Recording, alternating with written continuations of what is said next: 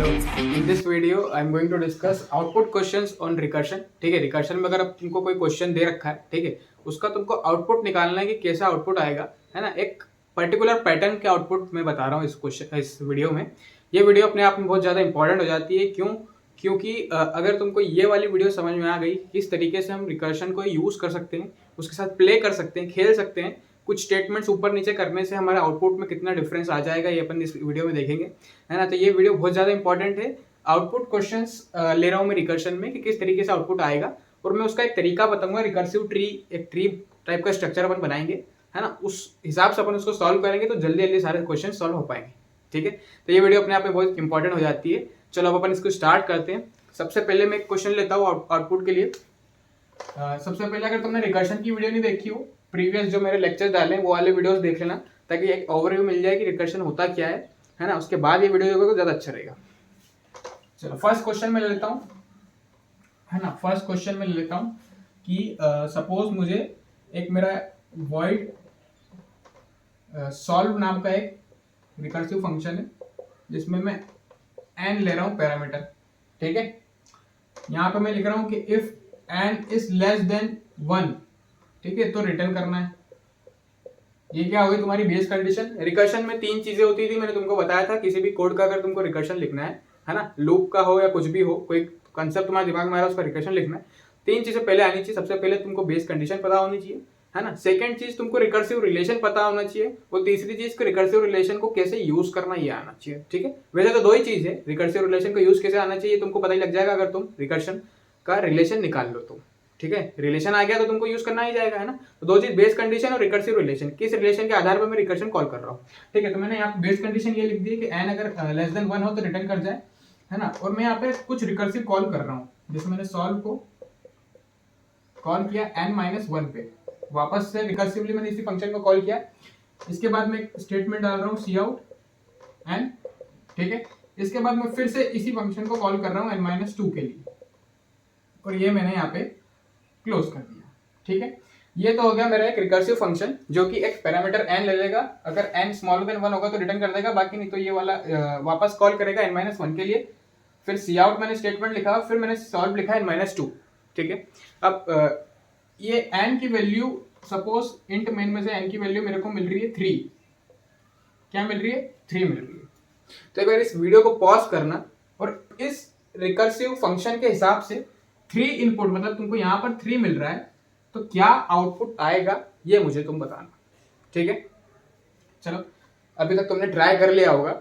बाकी यहाँ पे मैं एक काम करता हूँ, यहाँ पे मैं एंडल भी लिख देता हूँ ताकि लाइन चेंज हो जाए, ज्यादा अच्छे से अपन को आउटपुट आके दिखे। चलो तो अपन अब इसको देखते हैं कि इसको कैसे करेंगे, है ना। n इक्वल्स टू मैंने 3 ले रखा है ना। तो मैंने तुमको प्रीवियस वीडियोस में बताया है कि तुम्हें पहले सबसे पहला बॉक्स बना लिया, n इक्वल्स टू 3 पे मैंने कॉल किया। बेस कंडीशन सबसे पहले आती है, तो बेस कंडीशन देखूंगा मैं फॉल्स हो रही है, यानी कि बेस कंडीशन फॉल्स है। क्यों? n लेस देन 1 होना चाहिए। अभी n 3 है, लेस देन 1 नहीं है बिल्कुल भी। ठीक है, चलो अब मैंने फिर यहाँ पे पहला स्टेटमेंट लिखता हूँ मैं। यहाँ पे क्या है, वापस इसी फंक्शन को कॉल कर रहा हूँ n-1 के लिए। तो मैं वापस सॉल्व को कॉल कर रहा हूँ n-1 के लिए। ठीक है, उसके बाद मेरे पास सी आउट है, ठीक है, n। उसके बाद मैं सॉल्व को कॉल कर रहा हूँ n-2 के लिए। ठीक है, अब देखोगे तुम ये फॉल्स हो गई, तो मेरा कोड पहले यहाँ था, अब कोड मेरा यहाँ पे आया। मैंने देखा यार n-1 के लिए मेरे को वापस इसी ब्लॉक को कॉल करना है, तो मैंने यहाँ से एक और ब्लॉक बनाया, रिकर्सिव फंक्शन बनाया जो इस फंक्शन को कॉल करेगा। ये n इक्वल्स टू 3 के लिए था, तो ये 3-1 2 के लिए कॉल होगा, ये 2 के लिए कॉल होगा। ठीक है, 2 के लिए कॉल होता है तो फिर बेस कंडीशन चेक होगी, बेस कंडीशन फॉल्स हो जाएगी। क्यों हो जाएगी? बेस कंडीशन यहाँ लिखी है, देखो, अरे ये लिखी बेस कंडीशन। ठीक है, n लेस देन 1 होता तो रिटर्न करना था, n लेस देन 1 यानी कि 2 इज नॉट लेस देन 1, तो बेस कंडीशन फॉल्स होगी। तो वापस इसमें फिर से एक बार कॉल होगा, है ना, n-1 के लिए। n-1 के लिए फिर से सॉल्व फंक्शन कॉल होगा। उसके बाद सी आउट स्टेटमेंट लिखा है, उसके बाद वापस सॉल्व n-2 के लिए कॉल किया। ठीक है, जब बेस कंडीशन मेरी फॉल्स हुई तो मैंने देखा कि यार अगला स्टेटमेंट मेरे पास क्या है, ये वाला स्टेटमेंट था। तो वापस से मैं इसको कॉल करूंगा n-1 के लिए, यानी कि 2-1 मैं इसको कॉल करूंगा 1 के लिए, तो एक ब्लॉक फिर से बन जाएगा। ये बेस कंडीशन है ना, बेस कंडीशन। और अभी किसके लिए? 1 के लिए कॉल कर रहे हैं अपन। बेस कंडीशन देखो क्या 1 इज लेस देन 1 है, 1 इज नॉट लेस देन 1 है। यहाँ पे बेस कंडीशन फिर से फॉल्स हो जाएगी, तो फिर मैं सॉल्व फंक्शन n-1 के लिए कॉल करूंगा। फिर मेरे पास स्टेटमेंट है सी आउट का, और फिर मैं सॉल्व करूंगा n-2 के लिए कॉल करूंगा। ठीक है। इसके बाद तुम क्या करोगे, वापस देखोगे यार ये तो फॉल्स हो गई, मतलब इसके नीचे कोड जाएगा एस एन माइनस वन, यानी कि सॉल्व वापस फंक्शन को मैं एन माइनस वन के लिए कॉल करूंगा, तो ये कॉल होगा यहाँ से, तो वापस एक ब्लॉक बनेगा। ठीक है, तो तुमको समझ आ रहा है ना किस तरीके से फ्लो अपना मेंटेन होगा इसमें। जब भी पूरे ब्लॉक्स इधर के एंड होंगे तो मेरा कोड यहाँ से सीधा यहाँ पे आएगा, यानी कि अगर ये ब्लॉक पूरा होता है तो मेरा कोड यहाँ पे आएगा, फिर प्रिंट करेगा, फिर नीचे वाली लाइन में जाएगा, ये वाला फंक्शन एग्जीक्यूट होगा, ऐसे करते करते बैक ट्रैकिंग होते होते इसका सोल्यूशन मिल जाएगा। ठीक है, अब मैं इतना बड़ा स्ट्रक्चर और इतना बड़ा बॉक्स वाला मैं तुमको बताने के लिए इस वीडियो को नहीं बनाया है, मैंने इसलिए बनाई है ताकि मैं तुमको बता सकूं किस तरीके से तुम जल्दी जल्दी दिमाग में सोच सको। ठीक है, अगर ऐसा क्वेश्चन आ जाता है तो तुम क्या बॉक्स बनाने बैठोगे तो बहुत टाइम लग जाएगा, लेकिन स्टार्टिंग में मैं रिकमेंड करूंगा कि बॉक्स बनाना सीखो। इस क्वेश्चन का भी पहले पॉज करो, बॉक्स वाले स्ट्रक्चर सारे बनाओ, जितना भी बच जाए, एक दो पेज भरा जाएंगे, तो फिर उसके बाद में इसका आउटपुट लिखो, तो फिर अपन लास्ट में इसका आउटपुट आएगा इसे, तो अपन डिस्कस करेंगे किस इसका आउटपुट आया। ठीक है, तो मैं अब इसका तुमको बता रहा हूँ शॉर्टकट। शॉर्टकट ये नहीं है कि शॉर्टकट है, एक तरीका बता रहा हूँ किस तरीके से तुमको सोचना है। ठीक है, रिकर्सिव ट्री से मैं तुमको बता रहा हूँ। चलो, ये स्ट्रक्चर बहुत बड़ा है, ये बताने के लिए वीडियो नहीं बनाई है। अगर ये वाला स्ट्रक्चर बॉक्स वाला सीखना है मेरे से फिर से, तो एक काम करना, पहले वाली वीडियो देख लेना, प्रीवियस वीडियो में ये स्ट्रक्चर यूज किया है। चलो, n इक्वल्स टू 3 के लिए मुझे ये सब करना है ना, तो मैंने सबसे पहले 3 लिख लिया, 3 के लिए कॉल करना था तो इसको मैंने रोड बना लिया सबसे ऊपर। इसके बाद में क्या करता हूँ कि बेस कंडीशन अपने दिमाग में रखना, बाकी 3 स्टेटमेंट यहाँ पर मेन है, तो अपन इन 3 स्टेटमेंट के साथ देखेंगे कि किस तरीके से अपन इनको सॉल्व करेंगे। ठीक है, पहला बेस कंडीशन देखते हैं, 3 इज लेस देन 1 है क्या, नहीं है, तो रिटर्न नहीं होगा, कोड n-1 के लिए जाएगा। n-1 3 - 1 कितना आ रहा है, 2 आ रहा है, तो 2 के लिए रिकर्शन कॉल हुआ। अरे ये वाली कंडीशन अगर नहीं चली तो इस पे आया, तो इसके लिए 2 पे कॉल हो गया। अब 2 पे कॉल हुआ यानी कि वापस इस फंक्शन में 2 के लिए कॉल हुआ, तो 2 के लिए कॉल हुआ तो देखते क्या होता है, 2 लेस देन 1 है, 2 लेस देन 1 है क्या, बेस कंडीशन फिर से फॉल्स हो गई, तो वापस से n-1 के लिए कॉल होगा, यानी कि ये 1 के लिए कॉल होगा। 1 के लिए कॉल होगा कि नहीं होगा, अरे होगा ना, अगर बेस कंडीशन फॉल्स होगी तो इसके लिए वापस कॉल होगा। 1 के लिए कॉल हुआ, यहाँ पे बनाया, देखते हैं 1 इज लेस देन 1 है क्या, नहीं है, बेस कंडीशन फिर से नहीं चल रही, यानी 1-1 0 के लिए फिर से कॉल होगा रिकर्शन। ठीक है, अब 0 के लिए कॉल होता है तो मैं देखता हूँ n-1 में मैंने रिटर्न लिखा था और n की वैल्यू मेरे को 0 मिल गई, यानी यहाँ से मेरा कोड रिटर्न होना स्टार्ट होगा। ठीक है, 0 से मेरा कोड क्या होगा, रिटर्न होना स्टार्ट होगा। अब जैसे रिटर्न होना स्टार्ट हो रहा है तो अब ये वाली कंडीशन यहाँ से खत्म होती है, तो मेरा कोड कहाँ पे आता है, 1 पे आता है ना, तो 1 के लिए मैंने ये वाली चीज तो कर ली है ना, अरे 1 के लिए मैंने ये वाला कॉल तो कर लिया, 1 के लिए दूसरी स्टेप में क्या लिखा है, प्रिंट स्टेटमेंट। दूसरी स्टेप में क्या लिखा है, प्रिंट स्टेटमेंट, यानी कि 1 को प्रिंट कर दो, तो मैंने यहाँ पे 1 को प्रिंट करा 1। ठीक है, आगे समझना, 1 प्रिंट हो गया, मतलब इसकी 1 के लिए ये वाली स्टेप भी पूरी हो चुकी है, सेकेंड स्टेप भी पूरी हो चुकी है। अब थर्ड में मैंने n-2 के लिए कॉल करना है, यानी कि 1 के लिए वापस से रिकर्सिव कॉल होगा, किसके लिए कॉल होगा, n-2, यानी कि 1-2 कितना होगा, -1 के लिए कॉल होगा। ठीक है, -1 जब ऊपर जाएगा तो देखेंगे -1 इज लेस देन 1 है, तो रिटर्न हो जाएगा कोड, तो फिर ये भी रिटर्न हो जाएगा।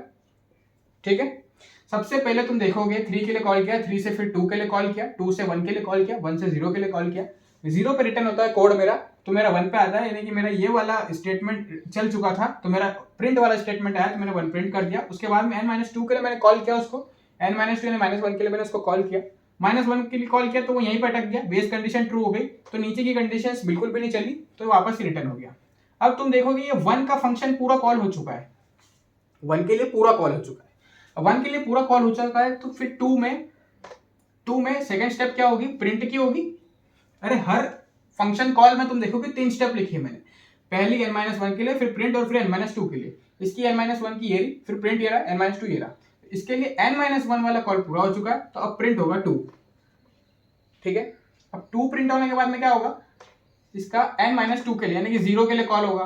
0 के लिए कॉल होगा तो मैंने तुमको बताया कि 0 के लिए कॉल होगा तो कोड रिटर्न हो जाएगा, यानी कि यहाँ से वापस कोड रिटर्न होगा, और तुम ये समझ लो कि ये पूरा ब्लॉक अब हो चुका। ठीक है, और अगर तीनों चीजें इसकी हो चुकी, मतलब ये पूरा ब्लॉक खत्म हो चुका है, ये रिकर्सिव कॉल पूरी तरीके से कंप्लीट हो चुका है। ठीक है, अब मैं ऊपर आता हूँ 3 में। ठीक है, अब 3 के लिए तुम देखोगे पहला स्टेटमेंट हो चुका है, यानी कि n-1, 3 के लिए n-1 क्या होगा, 2 होगा, तो 2 वाला पूरा खत्म हो चुका है, तो सेकंड स्टेटमेंट इसका प्रिंट पे आते हैं अपन।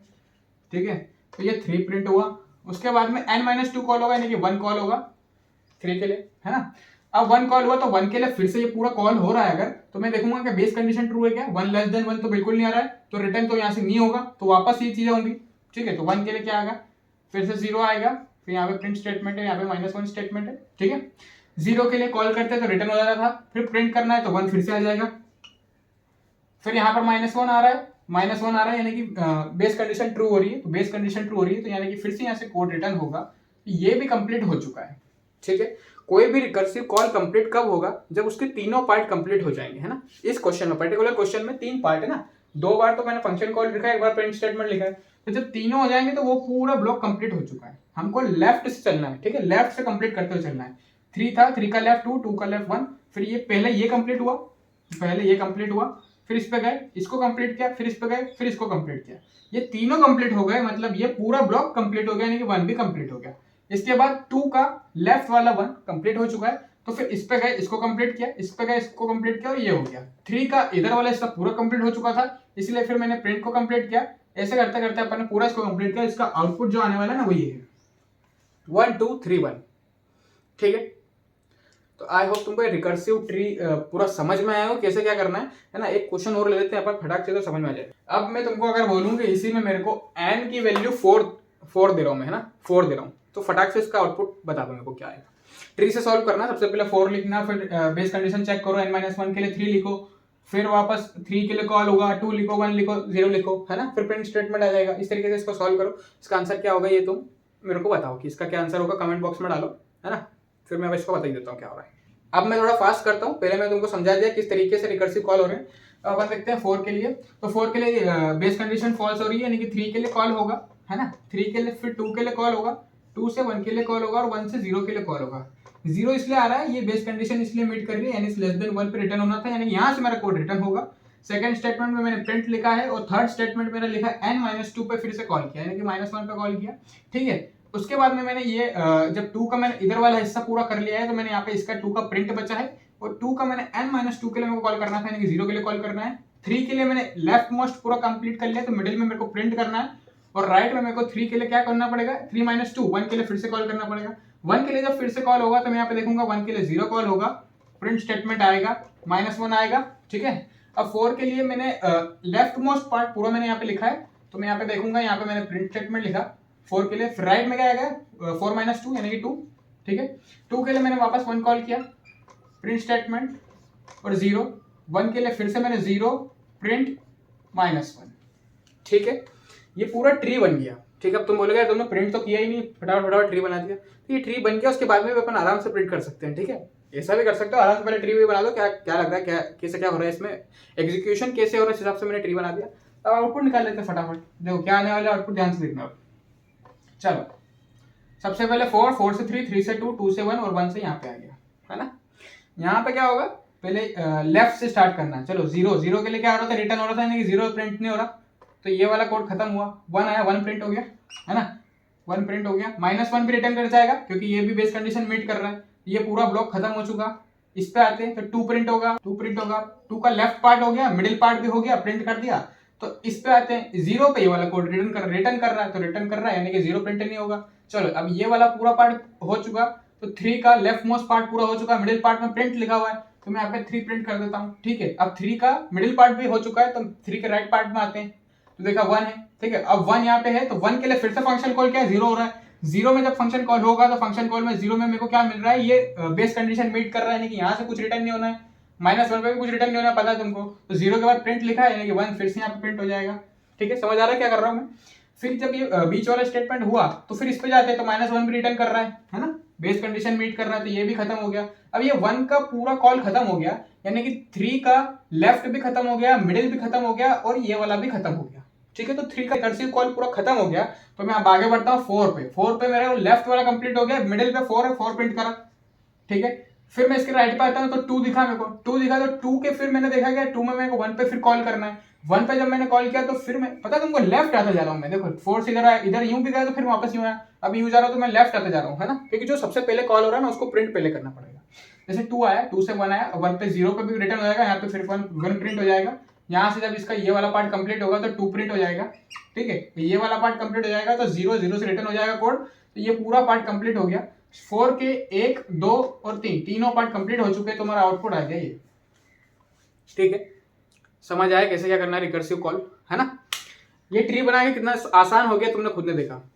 अब मैं तुमको 2 से 3 क्वेश्चंस फटाफट से मैं बता देता हूँ बोर्ड पे, तुम उसके सॉल्यूशन लिखो, और अगर टाइम हो तो कमेंट बॉक्स में लिख देना, तो कोई बात नहीं। ठीक, मैं इसको मिटा के वो लिखता हूँ। ये तीसरा क्वेश्चन।